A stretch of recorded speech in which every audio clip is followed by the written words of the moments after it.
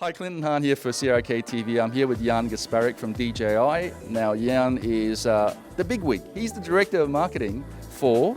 I head up DJI's enterprise marketing efforts, and we're very excited to be here for the M200 launch today. So this is the first time we've had the M210 in Australia.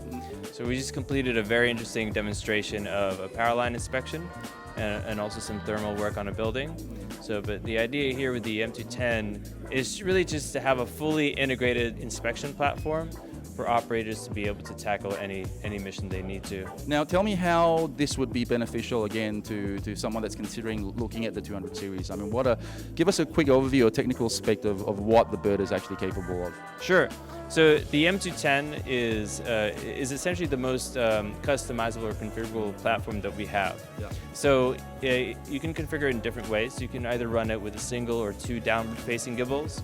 So if you want to, say, fly a Zenmuse Z30 for your optical zoom, in conjunction with the Zenmuse XT for the thermal, you're able to run these sensors simultaneously.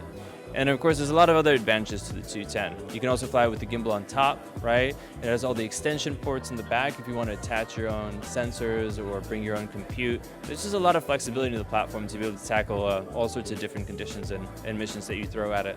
And also with the 30 times zoom, I noticed we were zooming into, like, even when we were flying the 210 today, we're zooming to like stuff that was a K away. Yeah, it's crazy, right? When you actually see it for the first time.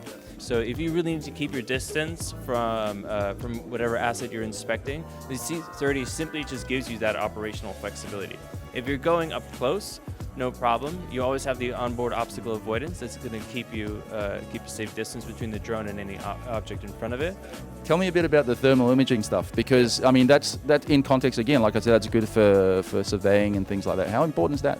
So I think the thermal imaging is really vital for several applications. A key one is search and rescue operations and for public safety operations. So for firefighters, for them to be able to put a thermal on a drone and put it up in the air and get a quick idea where hot spots might be, either for fires or when they're looking for people at night, that's a huge help. For them, I think that's really a fundamental game changer, and it's not something that you can necessarily always do with the regular RGB sensors. Now, for some of the other industries, say for construction or some inspection work, you can do a lot of very interesting non-invasive inspections with thermal. So you can see if there's potential air leaks in the facades, if things were not installed properly. All these things are going to come up in thermal, but they might not come up in RGB, right? So just having those options to be able to look at it in different spectrums, I think is really vital. Thanks, Jan, for coming to Australia, and good having you guys here, and we'll see you again soon. Yeah, thank you very much, and thank you for having me.